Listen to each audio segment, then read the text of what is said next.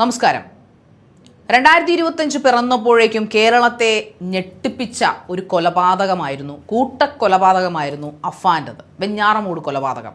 അതിലെ കൊലയാളി എന്ന് പറയുന്ന, അയാളെ കൊലയാളി എന്ന് തന്നെ വിളിക്കാതിരിക്കാനാവില്ല. ശരിയാണ്, 23 വയസ്സ് മാത്രം പ്രായമുള്ള ഒരു യുവാവ്. മുഖം കണ്ടാൽ പോലും ഒരു വില്ലനാണ്, അല്ലെങ്കിൽ ഇതിനു മുമ്പ് ക്രിമിനൽ ഹിസ്റ്ററിയോ ക്രിമിനൽ ബാക്ക്ഗ്രൗണ്ടോ ഇല്ലാത്ത ഒരു സാധാരണ ഫാമിലിയിൽ നിന്നുള്ള സാധാരണക്കാരനായ ഒരു യുവാവ്. ആ യുവാവാണ് കേരളത്തെ ഒന്നാകെ ഉലച്ചു കളഞ്ഞ വെഞ്ഞാറമൂട് കൂട്ടക്കൊലക്കേസിലെ പ്രതി.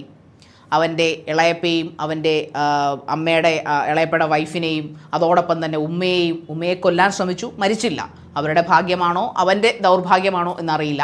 വാപ്പ ഗൾഫിലായിരുന്നുണ്ട്, അദ്ദേഹം രക്ഷപ്പെട്ടു. അവൻ്റെ പുന്നാരയായിട്ടുള്ള അവനെ മാത്രം ഡിപ്പെൻഡ് ചെയ്ത് അവൻ്റെ വാലുപോലെ നടന്നിരുന്ന അവൻ്റെ പ്രിയപ്പെട്ട സഹോദരനെ അവനെയും കൊന്നു, നിഷ്കരുണം കൊന്നു. അവൻ്റെ അഫാൻ്റെ പാതിയായി ജീവിക്കണമെന്ന് ആഗ്രഹിച്ച ആ പെൺകുട്ടിയെയും നിഷ്കരുണം കൊന്നുകളഞ്ഞ ക്രൂരനായ മനസ്സിനുടമ. പറയുമ്പോൾ ഒരുപാട് കാരണങ്ങൾ പറയാനുണ്ട്. അവൻ്റെ കൊലപാതകത്തിന് പിന്നിൽ കടമാണ്, വീട്ടിലെ ബാധ്യതകളാണ്, ആ വീട്ടുകാർക്ക് വേണ്ടി ബാധ്യതകൾ ഏറ്റെടുത്തു. എന്നാൽ വാപ്പ നാട്ടിൽ വന്നപ്പോൾ അറിഞ്ഞത് അങ്ങനെയൊന്നുമില്ല, അങ്ങനെയൊന്നും ഉണ്ടായിട്ടില്ല എന്നാണ്. എന്തായാലും ഉമ്മ റിക്കവർ ആയിട്ടുണ്ട്, ഉമ്മ ജീവിതത്തിലേക്ക് തിരിച്ചു വരുന്നു. ഇതെല്ലാം അവരുടെ ഫാമിലി നടക്കുന്ന സംഭവ വികാസങ്ങളാണ്. ഇന്നിപ്പോൾ കേരളം ഒന്നുകൂടെ ഞെട്ടിയ ഒരു കാരണമെന്ന് പറഞ്ഞാൽ കുറ്റബോധം കൊണ്ടാണോ അതോ ഇനി ഈ ജയിലറയിൽ നിന്ന് തനിക്കൊരു മോചനമില്ല എന്നുള്ള ഭീതി കൊണ്ടാണോ എന്നറിയില്ല. അഫാൻ കഴിഞ്ഞ ദിവസം ആത്മഹത്യയ്ക്ക് ശ്രമിച്ചിരുന്നു. ജയിലിനുള്ളിൽ വെച്ച് തന്നെ കയ്യിലൊരു മുണ്ടിൽ ശുചിമുറിയിൽ വെച്ച് കഴുത്തിൽ കയറ് കെട്ടി, ശുചിമുറിയിൽ മുണ്ട് കെട്ടി മരിക്കാൻ ശ്രമിച്ചു. എന്തായാലും ദൈവത്തിൻ്റെ വിധി. ഈ വാർത്ത കേട്ടിട്ട് ഒരാൾ പോലും അയ്യോ കഷ്ടമായി പോയി എന്ന് പറഞ്ഞിട്ടുണ്ടാവില്ല.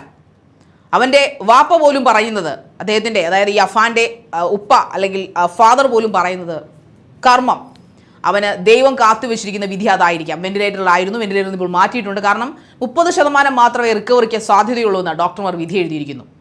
കൃത്യമായ കുരുക്കുകളിൽ അവൻ ഇട്ട കുരുക്ക് ദൈവം അവിടെ കണ്ടുകൊണ്ട് നിൽക്കും. ചിലവരുടെയൊക്കെ ഈ മുണ്ടൊക്കെ കെട്ടിക്കൊണ്ട് പോയി കഴിഞ്ഞാൽ മുണ്ട് പൊട്ടി താഴെ വീഴും. എന്ത് സേഫ്റ്റിയാണ് ഇതിൻ്റെയൊക്കെ ജയിലറുകളിലുള്ള ബാത്റൂമിനൊക്കെ ഉള്ളതെന്ന് നമുക്കറിയില്ല. പക്ഷേ കൃത്യമായിട്ടുള്ള ആ കുരുക്ക് അവൻ്റെ കഴുത്തിൽ വീഴുകയും എന്തോ ഭാഗ്യത്തിന് അത് കണ്ടതുകൊണ്ട് മാത്രം അവനെ ജയിൽ അധികാരി സൂപ്രണ്ട് വന്ന് താങ്ങി പിടിച്ചുകൊണ്ട് മാത്രമാണ് അവൻ മരിക്കാതെ പോയത്. പക്ഷേ താഴെ മുറിച്ചിറക്കി കഴിഞ്ഞപ്പോഴത്തേക്കും അവൻ്റെ ബോധം നഷ്ടപ്പെട്ടിരുന്നു. ബോധം ഇതുവരെ വന്നിട്ടില്ല. അവൻ്റെ കഴുത്തെല്ല് ഒടിഞ്ഞിട്ടുണ്ട്. തലച്ചോറിലേക്കുള്ള രക്തപ്രവാഹം നിലച്ചതുകൊണ്ട് തന്നെ ടിഷ്യൂകൾ, അതായത് കലകൾ നശിച്ചിട്ടുണ്ട്. ഇങ്ങനെയുള്ള സംഭവങ്ങളല്ല, വളരെ ക്രിട്ടിക്കൽ കണ്ടീഷനിലാണ് അഫാൻ തുടരുന്നത്. ജീവിതത്തിലേക്ക് തിരിച്ചു വന്നാൽ തന്നെ അത് കോമയിലായിരിക്കും. എന്നാൽ 70% കോമയിൽ തന്നെ ആയിരിക്കും. 70% ഡോക്ടർ പറയുന്നത്. ജീവിതത്തിലേക്കുള്ള മടങ്ങി വരവ് 30% പറയുന്നുള്ളൂ. അതിൽ എന്തായാലും അവൻ കോമയിലേക്ക് തന്നെ ആയിരിക്കും പോകുന്നതെന്നാണ് ഡോക്ടർമാരുടെ ഒരു വിധിയെഴുത്ത്. സത്യത്തിൽ ഇത് വളരെ പെട്ടെന്നായി പോയില്ലേ എന്ന് നമുക്ക് തോന്നാം ഈ വാർത്ത കേൾക്കുമ്പോൾ. കാരണം അഫാൻ ജയിലറയിലേക്ക് പോകുമ്പോഴും ഈ പറയുന്ന കോടതി വിധി ഒരുപക്ഷെ അവന് 1, 2, 3 ജീവപര്യന്തം ചിലപ്പോൾ കൊടുത്തെന്നിരിക്കാം. കാരണം നമുക്കറിയാം, ഇതിനു മുമ്പുള്ള കൊലയാളികളെ, നരാധമന്മാരായ പീഡകന്മാരെ പീഡിപ്പിച്ചു കൊന്ന പ്രതികളെയൊക്കെയും കോടതി വധശിക്ഷ കൊടുക്കാതെ ഡബിൾ ജീവപര്യന്തവും, ഒറ്റ ജീവപര്യന്തവും, 3 ജീവപര്യന്തവും ഒക്കെ ആക്കി പിന്നീട് നല്ല നടപ്പിന് ശേഷം പുറത്തേക്ക് കൊണ്ടുവരുന്ന ചരിത്രമൊക്കെയാണ് കേരളത്തിന് എല്ലായ്പ്പോഴും ഉള്ളത്. അക്കൂട്ടത്തിൽ അഫാനും പെടുമോ എന്ന് സംശയമുണ്ടായിരുന്നു. ഉമ്മ അവൻ ആദ്യം കൊല്ലാൻ ശ്രമിച്ചത് അവൻ്റെ സ്വന്തം മാതാവിനെയാണ്. അവൻ ഈ ഭൂമിയിൽ ജന്മം കൊടുത്ത മാതാവിനെയാണ് അവൻ ആദ്യം കൊല്ലാൻ ശ്രമിച്ചത്. അത് കൊല്ലാൻ ശ്രമിച്ചതെന്ന് പറഞ്ഞാൽ ആദ്യം ഷാള് കഴുത്തിൽ കുരുക്കിട്ട് മുറുക്കി അവർ കൊല്ലാൻ ശ്രമിച്ചു. അവർ മരിച്ചു എന്ന് തിരിച്ചു വന്നപ്പോഴാണ് മനസ്സിലായത് മരിച്ചിട്ടില്ല എന്നുള്ളത്. അതിനുശേഷം അവൻ ഭിത്തിയിൽ തലയ്ക്കടിപ്പിച്ചു. അതിനുശേഷം അവൻ ചുറ്റിയ കൊണ്ട് അതിദാരുണമായി അടിച്ചു. അവരുടെ ആയുസിൻ്റെ ബലം, നമ്മൾ എല്ലായ്പ്പോഴും പറയുന്നത് പോലെ ആ മുകളിലിരിക്കുന്ന സൂപ്പർ നാച്ചുറൽ പവർ അല്ലെങ്കിൽ നമുക്കറിയാത്ത ഒരു ശക്തിയാണ് ഇന്നും നമ്മുടെ ജനനവും മരണവും തീരുമാനിക്കുന്നത്. ഇനി തല്ലിക്കൊന്നാലും ചാകാത്ത ആൾക്കാരുണ്ട്. അത്രയും വിധിയായിരുന്നിരിക്കാം ഒരുപക്ഷെ അഫാൻ്റെ ഉമ്മയ്ക്ക് സംഭവിച്ചത്. അല്ലെങ്കിൽ ബാക്കി എല്ലാവരും അവൻ്റെ ആക്രമണത്തിൽ കൊല്ലപ്പെടുക. അതിക്രൂരമായിട്ടാണ് സ്വന്തം കാമുകിയെയും സ്വന്തം സഹോദരനെ, അനിയൻ കുഞ്ഞൻ എന്ന് വേണമെങ്കിൽ അവനെ വിളിക്കാം, അനിയനെയും ഈ പറയപ്പെടുന്ന അവൻ്റെ ഇളയപ്പയെയും അവൻ്റെ വൈഫിനെയും ഒക്കെ അവൻ കൊന്നുകളഞ്ഞത്. പക്ഷേ ഇത്രയും കൊലപാതകങ്ങൾ ചെയ്തിട്ടും ലെവലേഷൻ കുറ്റബോധം ഉണ്ടായോ എന്ന് ചോദിച്ചാൽ ഇല്ല എന്ന് വേണമെങ്കിൽ പറയാം. ഈ ഒരു ആത്മഹത്യാ ശ്രമത്തിന് പിന്നിൽ പോലും എന്താണെന്ന് അഫാന് മാത്രമേ അറിയത്തുള്ളൂ. എന്തായാലും അത് പറയാൻ അഫാൻ ഇനി ബോധതലത്തിലില്ല. ബോധതലത്തിലേക്ക് വരുമെന്ന് തന്നെയും വലിയ പ്രതീക്ഷയില്ല. ഒരുപക്ഷേ ആത്മഹത്യ ചെയ്തിട്ട് ഇത്രയും, അതായത് ഇങ്ങനെ തൂങ്ങി മരിക്കാൻ ശ്രമിച്ചിട്ട് ഇത്രയും ക്രിട്ടിക്കൽ കണ്ടീഷനിലായ ആൾക്കാർ വളരെ ചുരുക്കമാണെന്ന് തോന്നുന്നു. സാധാരണഗതിയിൽ ഒരുപക്ഷേ ഇതിലും ക്രൂരമായ രീതിയിൽ ആത്മഹത്യയ്ക്ക്, ഇത്രയും ദാരുണമായ രീതിയിൽ ആത്മഹത്യയ്ക്ക് ശ്രമിക്കുന്ന ആൾക്കാരാണ് ക്രിട്ടിക്കൽ കണ്ടീഷൻ കോമ സ്റ്റേജിലേക്ക് പോകാറ്.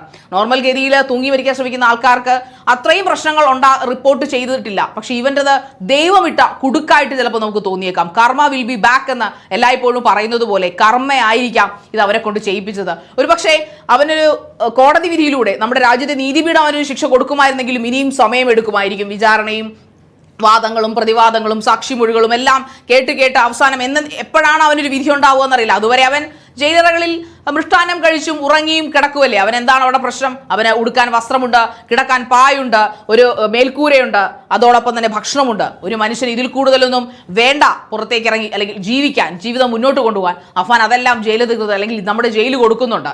ഇതുപോലുള്ള ക്രിമിനൽസിനെല്ലാം ജയിൽ അത് കൊടുക്കുന്നുണ്ട്, പ്രൊവൈഡ് ചെയ്യുന്നുണ്ട്. പക്ഷേ ദൈവം എന്ന ആ വലിയ ന്യായാധിപൻ ഇത് അനുവദിച്ചു കൊടുക്കുന്നില്ല. അവൻ ചെയ്ത ക്രൂരതയുടെ ആഴം വിവരണാതീതമാണ്. ഒരു പക്ഷേ ആ സാധുക്കളായ ആൾക്കാരുടെ ആ ഒരു ആത്മാവ് ഒരുപക്ഷെ ഇപ്പോഴും നിന്ന് ചോദിക്കുന്നുണ്ടാവാം, എന്തിനാണ് ഞങ്ങളോട് ഈ ക്രൂരത കാണിച്ചത്? അവൻ പറഞ്ഞ മുടന്തൻ ന്യായം, അവൻ്റെ അനിയനെയും കാമുകി അവൻ കൊന്നപ്പോൾ പറഞ്ഞ ന്യായം, ഞാനില്ലാതെ അവരെങ്ങനെ മുന്നോട്ട് പോകുമെന്നുള്ള ചിന്തയിലാണ് അവൻ അവരെ കൊന്നുകളഞ്ഞത്. അവനും ആത്മഹത്യക്ക് ശ്രമിച്ചിരുന്നു, അന്ന് മരിച്ചില്ല. ഇങ്ങനെയുള്ള സൈക്കോപാത്തുകൾക്ക് ശരിക്കും പറഞ്ഞാൽ ശിക്ഷകൾ ഇങ്ങനെയാണ് കൊടുക്കേണ്ടത്. ഇത് അവനായിട്ട് ചെയ്തതുകൊണ്ട് കഴുത്തൊടിഞ്ഞു, ഇങ്ങനെയൊക്കെ സംഭവിച്ചു. സത്യത്തിൽ നമ്മൾ എങ്ങനെയാണോ ഒരാളെ കൊല്ലുന്നത്, അല്ലെങ്കിൽ നമ്മളല്ല, ഈ പറയപ്പെടുന്ന പ്രതികൾ എങ്ങനെയാണോ ഒരാളെ ഉപദ്രവിക്കുകയും കൊല്ലുകയും റേപ്പ് ചെയ്യുകയും ചെയ്യുന്നത്, അതേ രീതിയിൽ അല്ലെങ്കിൽ അതുക്ക് ബദലായിട്ടുള്ള ശിക്ഷകൾ നമ്മുടെ നീതിപീഠം നടപ്പാക്കിയാൽ ഒരുപക്ഷെ കേരളത്തിൽ റേപ്പും ക്രൂര കൊലപാതകങ്ങളും ഒരുപക്ഷെ അവസാനിച്ചേക്കാം.